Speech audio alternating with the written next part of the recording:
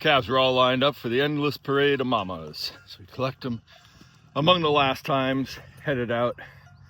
On pasture, we got to get them back to the barn for milking. It's a little early, but we got a lot of things to do today. So got to finish a visit to the vets to get some medicine, mowing a field, picking up some stuff at the lumber yard. About 4 hours of travel time to do all the errands and getting that silage cut. Because it's probably the last, when you got a week of really cold and damp weather coming up, I really want to get the better quality field done. If I don't get the 2 secondary fields done, cut for silage or whatever it's going to be, I don't care. But the main field, yeah, because that's what I paid to fertilize.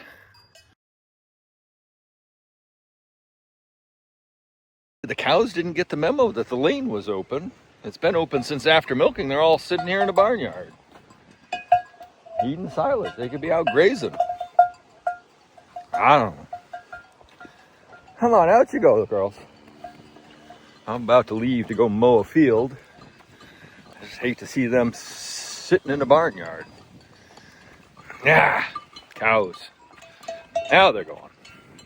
All right, I'm down here at Farnsworth. I'm going to cut this field for silage. I don't know if I think the marsh has probably been brush hogged. I was really surprised to find the guy who does the brush hogging and maintenance here has already done the brush hogging and maintenance here. So I think this is my only field to cut, which may actually be the best option. I'm just gonna sample some apples because this orchard is pretty good.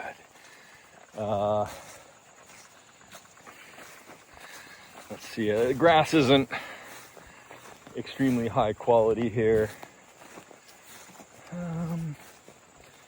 It looks like the marsh is actually up, but I don't think it's going to be any good.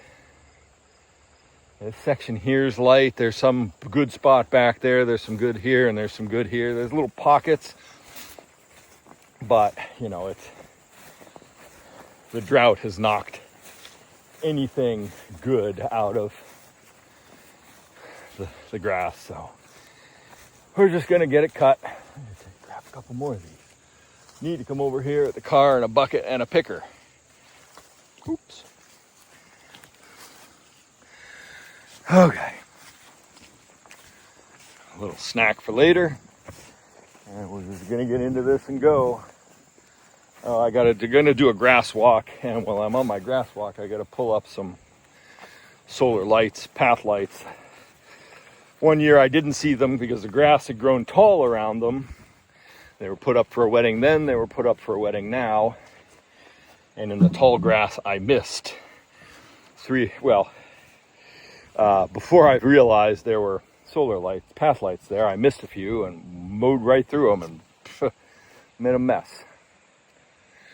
Weather's pretty variable. We're expecting some showers possibly over I don't know, it's supposed to be like this tomorrow. I don't think it's going to rain today. They predicted showers tomorrow,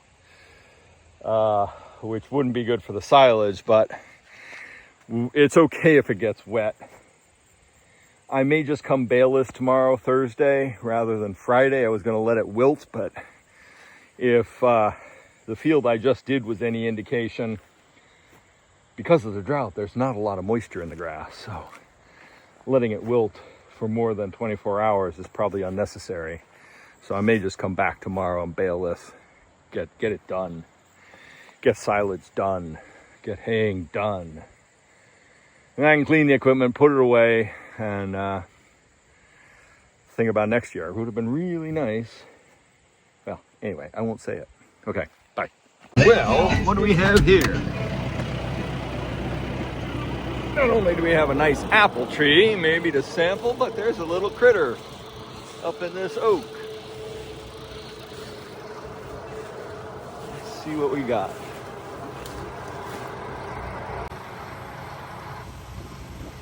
Hello there, little Quillian. What you doing way up there, sweetie?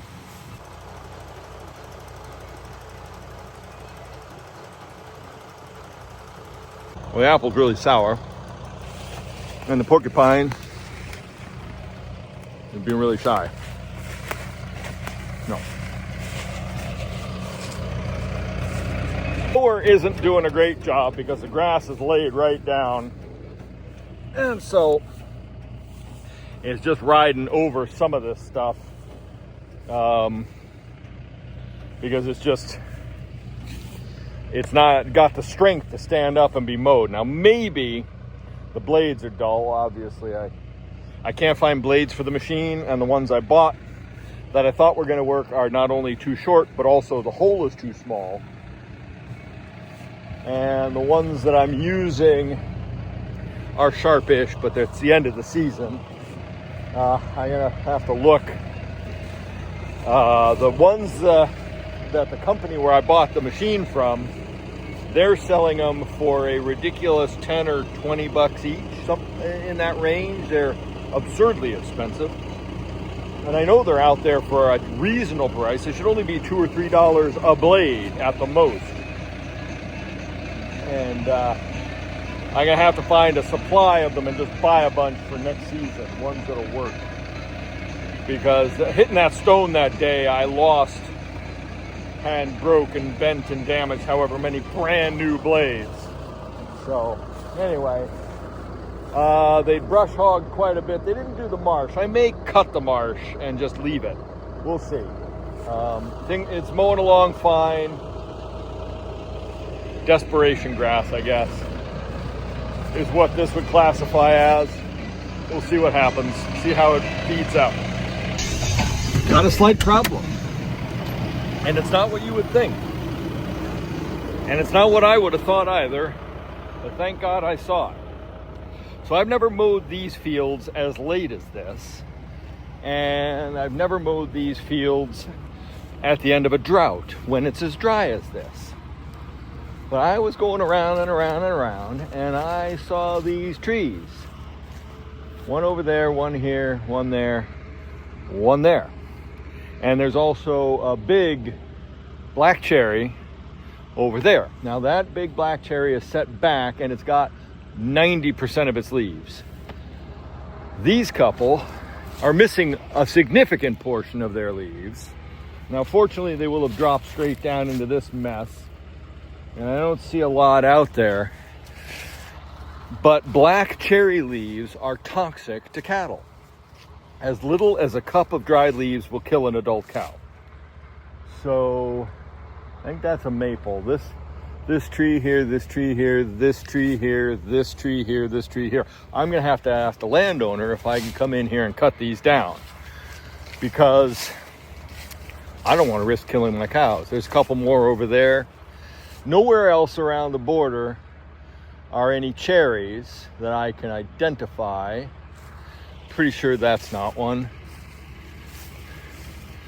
And the other ones along there are set back far enough that they're not gonna put leaves in the field.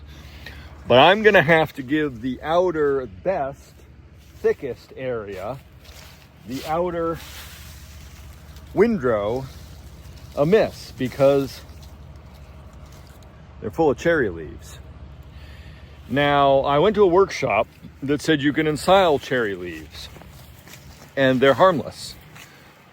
But I'm pretty sure they meant green cherry leaves, not leaves once they've been dried. Because what happens is there's cyanide in the leaves, and when they dry, they concentrate the amount of cyanide. So in the spring and in the summer, it would take bushels of leaves to kill a cow, which, unless you're sending them into a cherry forest, they're not going to graze. In fact, insurance companies won't insure a herd of cows if... somebody's here with a tractor. Insurance companies won't insure a herd of cows if there's cherries on the field, on the edges of the field. So I'm going to have to give a broad section of this a miss, because I don't want to kill my cows. So that is a problem with mowing this late, and thank God I identified that, because I would have taken this area here. Now I'm going to have to give it a complete miss. So now I'm kind of shaken. You know, it isn't mowing well. It's fine. There is grass here. There's probably a couple bales, maybe. And I know there's no cherry down here. I can mow that. But it's like, is it really worth it? I don't know. Kind of a dilemma I didn't expect to encounter. I had totally never, ever seen those cherries all the years I've been mowing, because I've never mowed this late. I've never mowed and normally, in a normal year, without a drought, they'd still have leaves on. They wouldn't have started dropping their leaves yet, because we haven't had any significant cold nights, but the leaves are turned about 2 weeks early. You can see, I mean, but they turn because of the drought, not because of the temperatures. So, yeah, that's, I don't know what that is. Anyway, maybe I'll mark these bales for the pigs, because the pigs aren't affected, it's just cows. I will try to do something to mitigate any chance that cows get into this here. The rest of the field here and all of that should be fine. Just this section right here. Fueling up from yesterday's mowing. I'm about to go over and rake and bale that field, bring whatever I get back and wrap it, but it is so windy today, I'm not sure I can rake it. I'm not sure there's gonna be anything left to rake. It's been windy all night. That lightweight, short grass is just gonna blow away. Already picking up 5-gallon buckets blowing all over the place. So, we'll see what happens. I'm not holding any hopes for this crop. Second cut, it probably was a stupid idea to even waste the diesel to cut it, but I'm gonna go back and see if I can get something. It is so cold today. It is, with the wind, it's probably 40 degrees.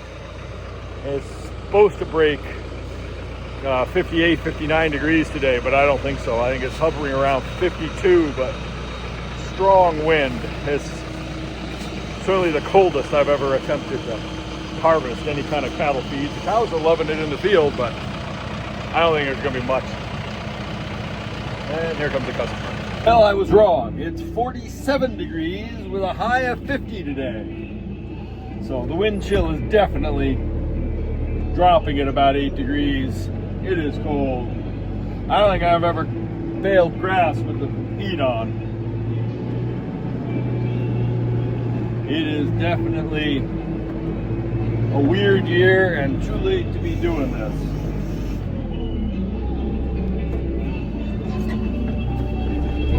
But let's get it done.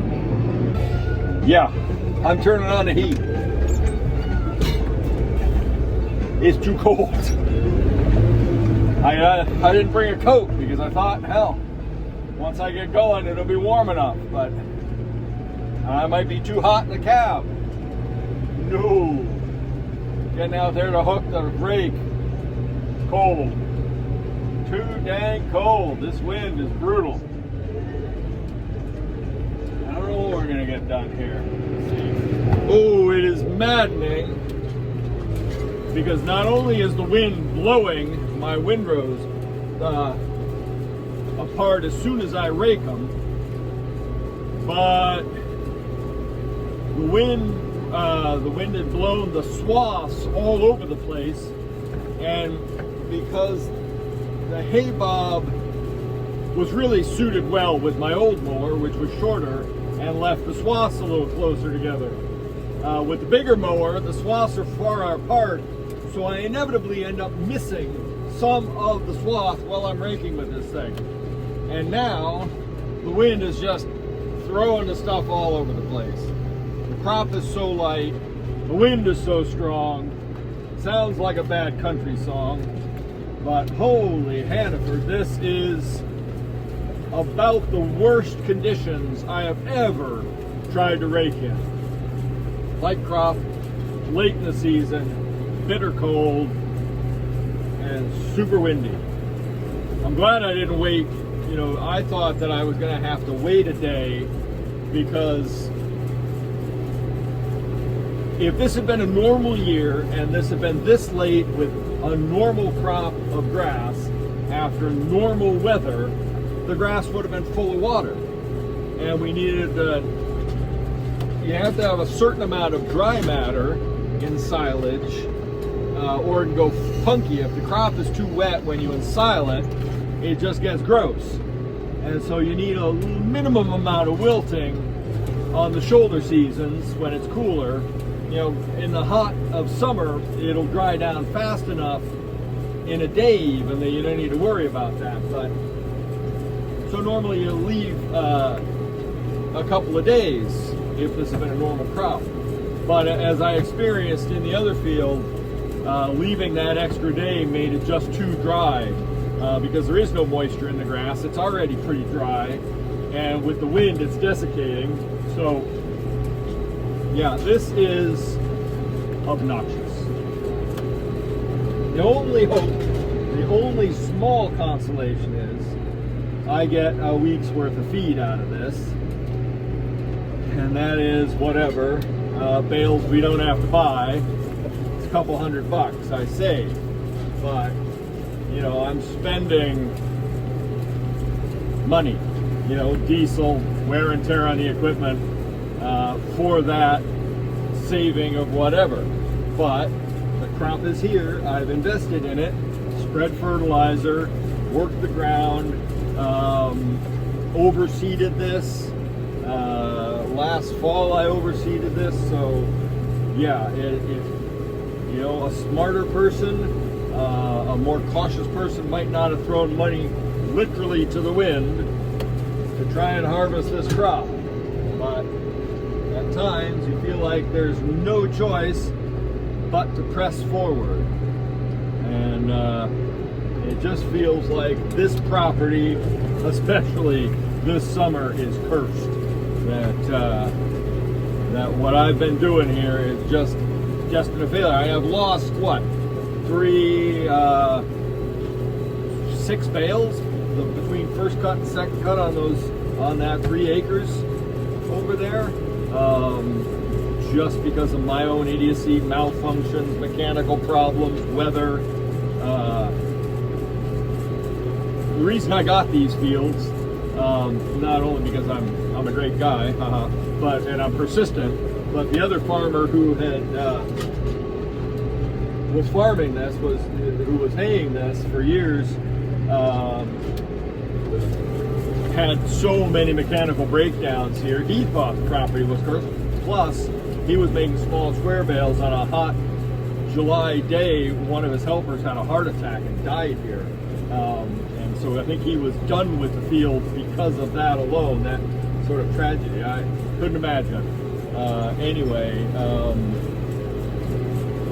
yeah, so here I am, October, 17th, trying to make a go of this. I mean, to be a farmer, you got to be a gambler, and it doesn't hurt to be an eternal optimist like I am, but a little bit of pessimism might have been good. You know, I kept thinking, if I, you know, used reverse psychomycologically, I could, you know, will myself into having a new rake. It was that close. If we weren't buying the farm, we could have done it. But I guess the whole point of having the rake is because we had a farm. So, yeah, have to secure the farm before we could have a rake, before it made sense to have a rake. But I don't know, I'm going to see if I can't buy the rake anyway before the end of the year, before higher tariffs and higher costs kick in, because I will not be using the hay bog next year. I'm debating selling it, but I was looking at it, you know, who's going to want to buy it? B, I'm sure there's some idiot out there I could convince to buying it, but also B, yeah, what would that look like, selling it, and would I actually end up with a new rake next year? So it's kept thinking, even this week, I was thinking, if I push off mowing Farnsworth another week, once we get the property, we can maybe just squeak together a down payment and take advantage of that 0% financing for a few months until we can pay off the rate. But yeah, ain't gonna happen, my friend. So some of you might think, well, why don't you just wait a week? Wait a couple days, rake when it's not windy. Bale it then. Well, not only do we have the drying out of the grass issue, but we've got weather setting in. It's supposed to rain tomorrow, tonight, tomorrow. Saturday and Sunday are supposed to be good, and then all next week, thankfully, because we desperately need it, we've got rain forecast. So that waiting isn't an option now that I've dropped it. And I also, maybe I should have waited till after next week, but that puts us further into the cold period, and we just don't know what the weather's going to do. Sometimes in November, sometimes in late October, we have a warm spell. Other times we have snow on Halloween. We just don't know what's going to happen this year, and I haven't been able to find any long-range forecast that can be believed. And even this forecast keeps changing between when I looked at this at the beginning of the week and now. Today was supposed to be sunny and a little bit warmer. It was supposed to be 62, not 50. So, yeah, I just got to press ahead and do what I can do, but it is frustrating. We just had a little bit more rain this summer. Any rain this summer. Or if I had just not been so hard-headed and just thought, well, hell, the grass, now I know better. The grass isn't going to grow. It isn't going to get better. And if it did, it would have been fine, but, I should have just cut this a month ago. It would have been the same volume of grass, and I would probably not be fighting the wind and the temperatures. What's your guess? I'm guessing 2 bales out of 12 acres. And actually, I'm probably only raking 10 acres because a couple of the acres, either there was the land that possibly had the cherry leaves scattered on it, and then there's some area down by the water that just never grows well. And I cut it just to control the brush and the briars and stuff that grow up there, but I'm not even bothering raking it because it's just blowing around all over the place. So my guess is 2 bales. That's it. I'll be lucky if I get 2 bales. 12 acres.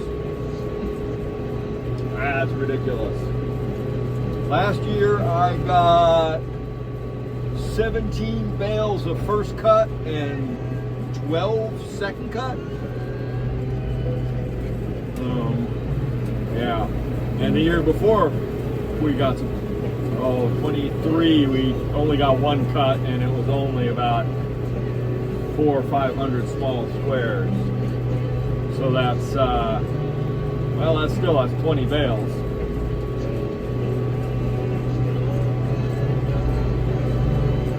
The other problem I'm having is seeing the mower swaths. Not only is it light, but with the wind blowing them all over the place, it's hard to follow the swaths.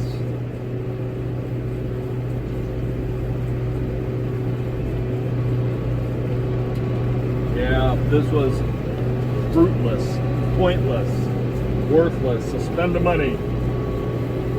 We ain't got none to spend. Well, since we have this low where not much is going on and I'm not really achieving much by driving around in circles, I want to thank you all for watching the channel. All of you who are subscribed, thank you very much. If you watch the channel and you aren't subscribed, please consider doing so. It's free and it helps us gain more viewers, helps us get out there more. I'm not into making money by making these videos. Yeah, if it happens, and that'd be great. And have a little bit of extra income. I just make these because I have fun and I enjoy sharing my knowledge. And so if you like the videos, please click that like button, because again, that helps us get out into the algorithm and get viewed. Now obviously not the sort. If you watch these videos for any length of time, I don't beg for likes, I don't beg for subscriptions, I don't post it in every video. Hell, I don't even say who I am or what this channel is in the videos, because I assume the average person can read and go to the channel description and figure out that my wife and I make cheese, I milk the cows, grow the grass, she milks the cows, makes the cheese, and we live in rural Maine and have a small farm. We have a small farm in rural Maine. I'm Neil Foley, she's Allison Lakin, the infamous cheesemaker, and I am the infamous rebel farmer who was once said that I was given a presentation to a bunch of school kids, and one of the parents wrote the teacher and said they were going to pull their child from class that day because they didn't want me sharing a radical farming agenda, and their child was never going to be a farmer, so they shouldn't be teaching it in school. My opinion is everybody needs to know where their food comes from. Too many people don't, and that is also partly why I have this channel, to share how food is made, why food is made. I used to be a chef, still am. Had a channel called the Gastrocast, or the Pod Chef channel. That was a podcast I had for 5 or 6 years. Quite a successful YouTube channel back in the day. I sadly let it lapse and didn't follow through, or I would still be earning an income from that channel. Although I don't post often, I don't post anything to it. But check it out, Pod Chef, over there on YouTube. And you can see a younger me, full of ideas, full of arrogance. Anyway, appreciate y'all. Appreciate everyone who does get to this point in the video, watching them. And everybody who comments, love it. Great. I like teaching about what I do, cooking, farming. And really sorry there isn't a lot of cheese content on the channel. The make room in the cheese plant is very small, and so getting good angles, and it's also a clean room. We're inspected all too regularly, and so keeping phones and stuff in there, and I suppose a suction cup mount on the wall might work. But anyway, when Allison's in there, she's focused on making the cheese. It's quite often steamy in there, and that's foiled previous filming attempts. And I know there's not a lot of small farmstead cheesemaker stuff out there. We've had film crews. We're on a lot of we've had a lot of film crews over the years. A lot of content made about us. But anyway. Suggest if you want to see something, if you want to know something, if you don't like me rattling on like this, put it in the comments. We'll take it on board. We'll see. I'm going to keep making videos. Now I keep looking for that style, maybe that may be right, may get me in the algorithm and all the rest of that crap. But for the most part, I just got to do what I got to do to get these. If I want to make a video, I make a video. I don't have a lot of time. It is just the two of us. Well, we do have a helper right now, thankfully.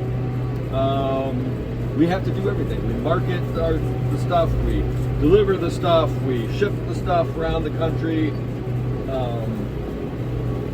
Milk the cows, we have no help, no farm help. And that means that everything takes us a long time, and we also have really inefficient and some bad equipment. So yeah, well, it was worse than I thought. One bale, not even a full-size bale, out of 12 acres. I grossly overestimated the amount of grass here, and it didn't help that the wind blew probably half of it away, because as I was baling, it was just blowing everywhere. Yeah, lesson learned. I shouldn't have done it. Waste of time, diesel and effort and expectation. So yeah, I'm gonna drag the baler home. At least I got an apple tree out of it. We'll show you that later. I'm gonna go home and drop the baler off, clean it out, feed the calves whatever's trapped inside. There's probably a quarter of a bale inside, all up in the belts. Drop that off, feed out the calves, and come back with the trailer and a chainsaw, grab the apple tree and that one bale, which I'll have to wrap. But at least it won't take me all afternoon to wrap that one bale. Just talked to the landowner.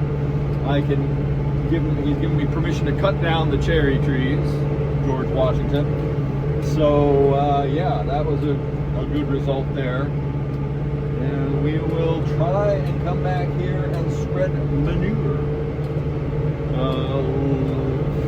next month.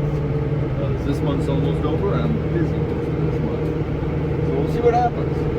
Anyway, that was a frustrating lesson learned. Don't cut the grass when it's that short.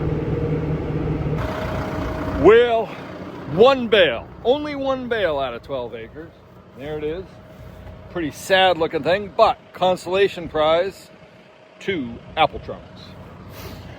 And a mess to clean up at my own place, but this gets it out of the field here, and gotta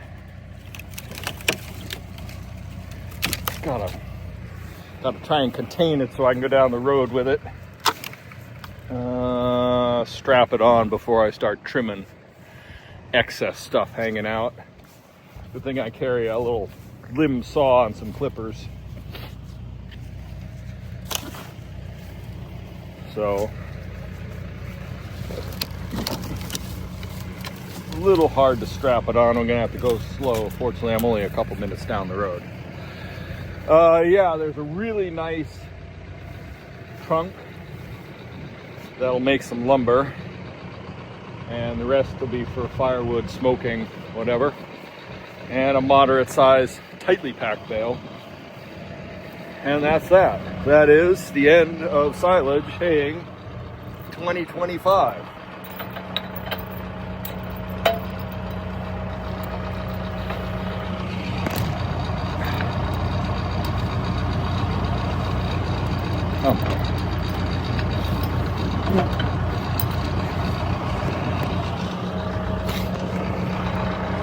Pin won't go in the slot. I gotta back up a little more. Well, actually, if I lower the jack, it'll slide forward and the pin will go in.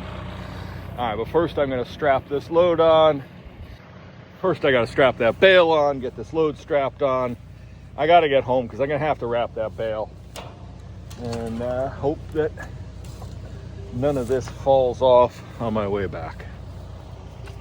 Well, among the many problems with this trailer is there's only one tie down point, and it's way at the back. There's no mid tie down point. I guess if I go across it, nah, it's better to strap it down across the width of it. We'll see what happens. Oh, I gotta go collect my chainsaw too. I don't want to leave that sitting out in the weather here, because I'm gonna need it.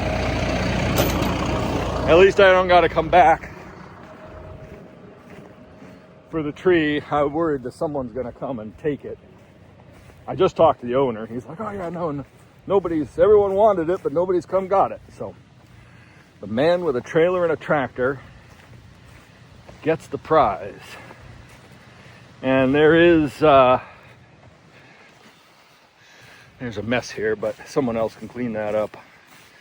I got the bulk of it. Get this piece of wood. I was a little surprised. I didn't realize this pile of brush here contained that second tree, the other half of the other one.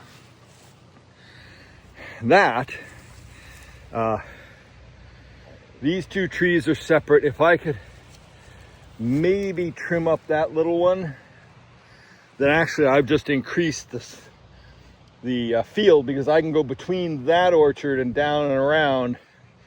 So now once this stuff is cleared out of here, I can have a bit more field, and it'll also make it a little easier to turn up in here, because this little thumb up in here has always been a problem. It's too tight to effectively turn around the baler and the rake. Mow's okay, but without two trees and that clump of stuff there, that makes it a little nicer to work up in the field there. So that was good. Hate to see apples go. I'm a huge fan of apples. Apple trees, apple wood, apple fruit. So yeah, I always hate to see an ancient apple tree go. I mean, these trees are probably, at a guess, I think they came with the property in the 1840s. Certainly the biggest ones are a couple hundred years old or so, at least. So yeah, all right, I gotta get this strap down and get home.